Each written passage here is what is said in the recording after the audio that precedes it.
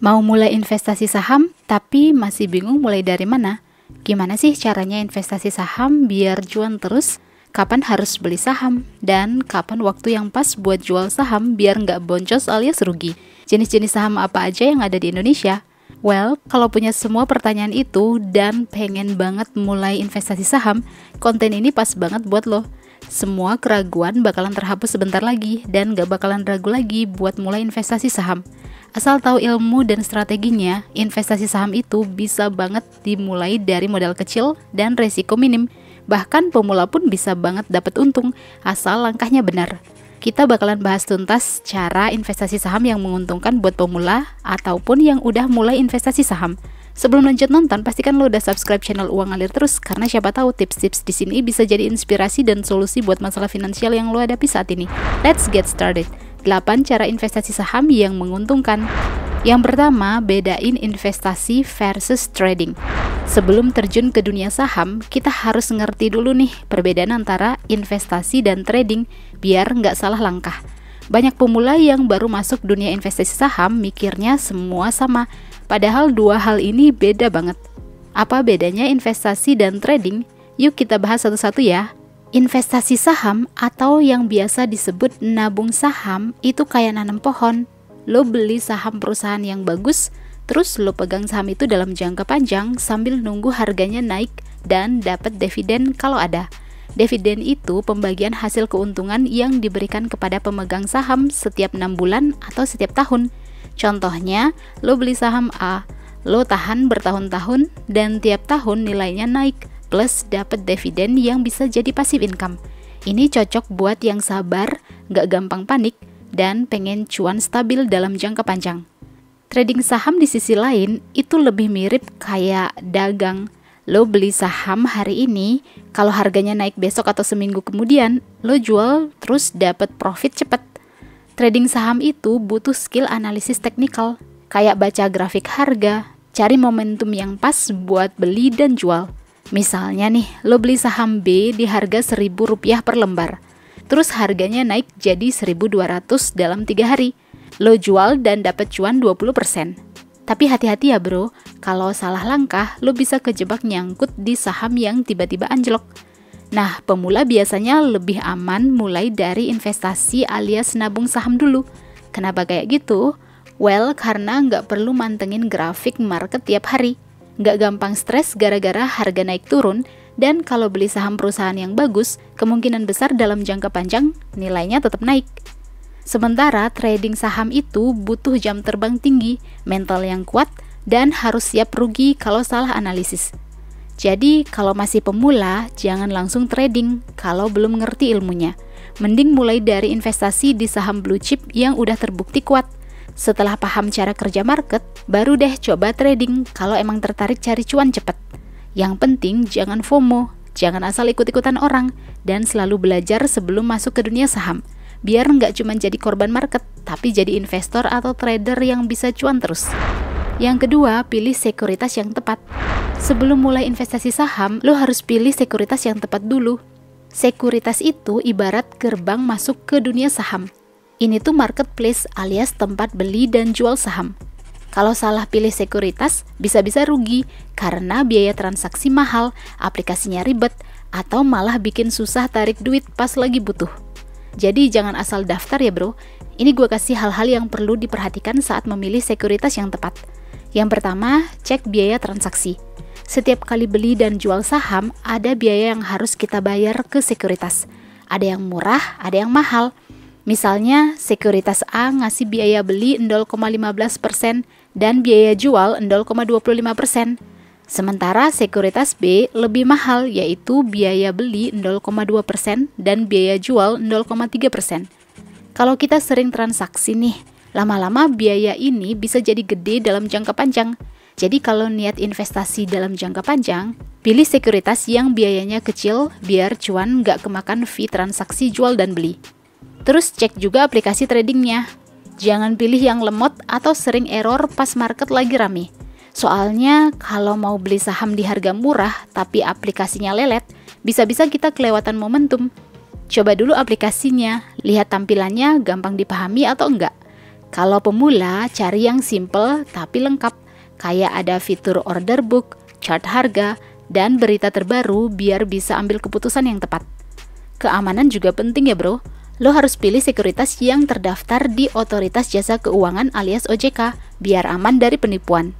Jangan gampang tergiur promo dari sekuritas yang nggak jelas izinnya. Bisa-bisa duit kita lenyap entah kemana. Contohnya sekuritas besar kayak Mandiri Sekuritas, BNI Sekuritas, atau Indo Primer udah jelas aman dan banyak dipakai orang.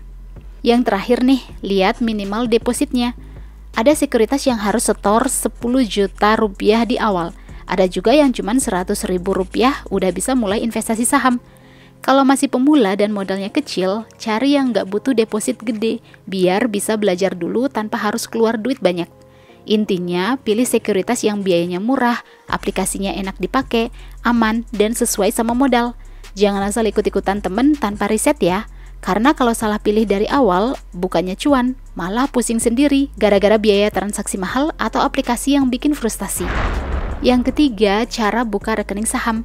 Sebelum beli saham, lo wajib punya rekening saham dulu. Ibaratnya nih, kayak mau belanja online di e-commerce atau platform belanja online, lo butuh akun buat masuk, pilih barang, terus bayar. Nah, di saham juga gitu. Lo harus daftar di sekuritas dulu buat bisa mulai transaksi. Tenang bro, sekarang bikin rekening saham itu gampang banget. Bisa online, nggak ribet, dan nggak harus ke kantor sekuritasnya. Pertama, pilih dulu sekuritas yang mau lo pakai. Ini penting karena setiap sekuritas punya biaya transaksi dan fitur aplikasi yang beda-beda. Kalau udah dapet yang cocok, langsung daftar lewat aplikasi atau website mereka. Biasanya lo bakal diminta isi data diri kayak nama lengkap, alamat, email, dan nomor HP. Pokoknya kayak daftar akun biasa, gampang lah ya. Habis itu lo harus upload dokumen penting kayak KTP, NPWP kalau ada, dan rekening bank atas nama lo sendiri. Rekening bank ini nanti dipakai buat deposit uang yang bakal lo pakai buat beli saham. Kalau belum punya NPWP, santai aja. Beberapa sekuritas masih bisa nerima pendaftaran tanpa NPWP, tapi biasanya ada syarat tambahannya. Kalau dokumen udah oke, lo bakal dikasih formulir perjanjian yang harus ditandatangani. Ada sekuritas yang udah full digital, jadi tinggal tanda tangan elektronik. Tapi kalau yang masih manual, lo mungkin perlu cetak, tanda tangan, dan kirim balik ke kantor mereka lewat pos. Tapi ini jarang sih, kebanyakan udah bisa serba online. Setelah semuanya lengkap, tinggal tunggu verifikasi dari sekuritas. Biasanya memakan waktu 1-3 hari kerja. Kalau udah disetujui, lo bakal dikasih nomor RDN alias rekening dana nasabah. Ini rekening khusus buat transaksi saham, beda sama rekening pribadi ya. Jadi kalau mau beli saham, kita harus transfer dulu uang ke RDN ini. Kalau uang udah masuk ke RDN, selamat, lo udah bisa mulai beli saham. Tinggal login ke aplikasi sekuritas, pilih saham yang mau dibeli, tentuin jumlahnya, terus eksekusi deh. Sekarang lo resmi jadi investor atau trader. Tapi ingat, jangan asal beli saham tanpa riset ya bro. Yang keempat, kenali jenis saham. Sebelum mulai cuan dari saham, kita harus ngerti dulu jenis-jenis saham yang ada di pasar. Ini penting banget biar nggak asal beli dan tahu mana yang cocok sama gaya investasi kita. Saham itu ada beberapa tipe dan masing-masing punya karakteristik yang beda-beda, mulai dari yang aman sampai yang bikin jantung deg-degan. Pertama nih, ada saham blue chip atau disebut juga first liner.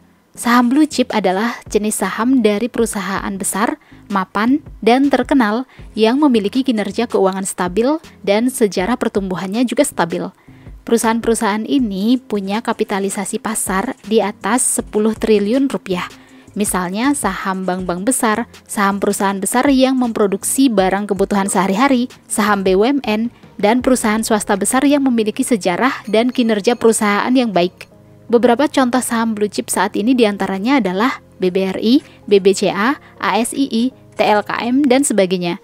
Itu hanya beberapa contohnya aja ya. Saham blue chip biasanya lumayan rajin bagi-bagi dividen. Jadi setiap 6 bulan atau setiap tahun, pemegang saham bisa dapat transferan pembagian hasil keuntungan perusahaan yang disebut dividen. Berikutnya ada yang namanya saham second liner alias saham kelas menengah. Perusahaan-perusahaan ini kapitalisasi pasarnya nggak sebesar saham blue chip, yaitu antara 500 miliar rupiah sampai 10 triliun rupiah.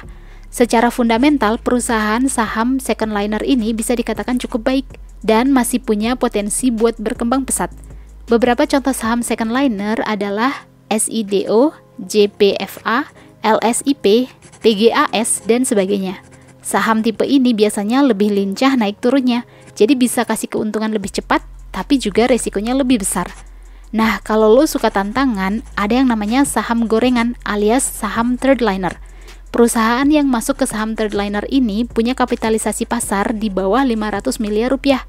Jenis saham ini harganya naik turun gila-gilaan karena spekulasi. Biasanya ini saham-saham kecil yang valuasinya masih murah, tapi bisa naik ratusan persen dalam waktu singkat. Saham third liner biasanya jadi incaran para spekulan buat ditradingkan. Jadi ketika harganya melonjak, biasanya para spekulan mengambil keuntungan dengan sangat cepat. Saham jenis ini lebih cocok buat trader dengan tingkat resiko yang agresif dan punya kemampuan analisis yang sangat kuat. Selain itu, ada juga saham syariah buat yang pengen investasi yang halal. Saham ini udah disaring biar nggak ada unsur riba atau bisnis haram, dan biasanya masuk dalam daftar Indeks Saham Syariah Indonesia atau ISSI. Beberapa contoh saham syariah adalah ABMM, BANK, ERAA, dan sebagainya.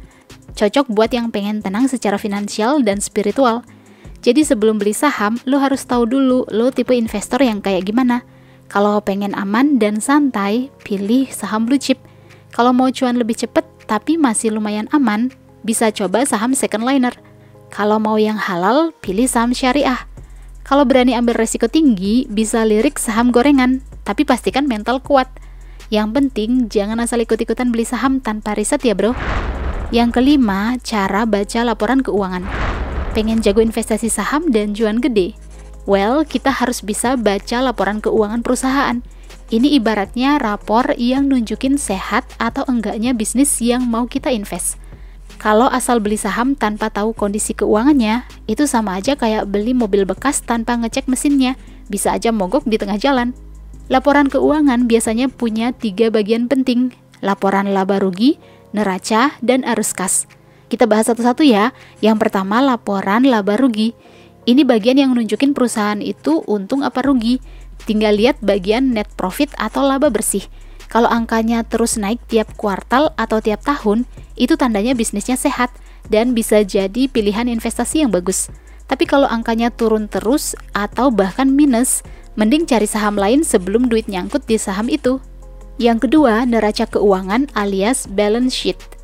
Ini kayak catatan harta dan utang perusahaan. Kita harus lihat apakah asetnya lebih gede daripada utangnya. Kalau utangnya kebanyakan, bisa bahaya, apalagi kalau bisnisnya lagi seret. Analogi gampangnya gini, kalau ada orang yang punya rumah gede, tapi utangnya lebih besar dari harga rumahnya, berarti dia cuma kelihatan kaya doang, padahal utangnya numpuk. Terakhir nih, ada laporan arus kas alias cash flow. Ini bagian yang nunjukin duit perusahaan ngalir dari mana dan dipakai buat apa. Kalau cash flow dari operasionalnya positif, berarti perusahaan punya bisnis yang beneran menghasilkan duit, bukan sekedar ngandelin utang atau jual aset. Ini penting banget buat tahu apakah perusahaan punya napas panjang buat bertahan di kondisi ekonomi yang naik turun. Jadi kalau mau investasi saham auto cuan, jangan males baca laporan keuangan. Nggak usah paham semua detail teknis, yang penting ngerti apakah perusahaan itu sehat atau enggak. Kalau labanya naik, utangnya aman, dan cash flow-nya positif, itu tanda-tanda saham yang bagus. Tapi kalau semuanya merah atau enggak jelas, mending cari saham yang lain. Yang keenam, hindari FOMO dan saham gorengan. Kalau lo mau cuan dari saham, satu hal yang wajib dijauhin adalah FOMO alias fear of missing out. Ini penyakit yang sering banget bikin orang asal beli saham cuman karena takut ketinggalan momen. Lo pasti pernah lihat kan, tiba-tiba ada saham yang naik gila-gilaan, terus orang-orang pada heboh beli karena takut nggak kebagian cuan. Nah, itu jebakan banget bro. Biasanya pas kita masuk di harga tinggi, tahu-tahu besoknya harganya nyungsep. Udah gitu kita panik. Akhirnya cut loss alias jual rugi dan duit kita habis gitu aja. Pasti nyesek kan? Masih inget nggak waktu bahas jenis-jenis saham, ada yang namanya saham gorengan. Ini saham yang pergerakannya nggak wajar. Naiknya cepet banget, tapi turunnya juga bisa lebih cepet dari mantan yang hilang tanpa kabar. Waduh, biasanya saham gorengan ini punya fundamental yang jelek. Tapi ada oknum-oknum yang sengaja ngegoreng harga sahamnya biar kelihatan menarik. Mereka naikin harga secara manipulatif biar orang-orang FOMO masuk.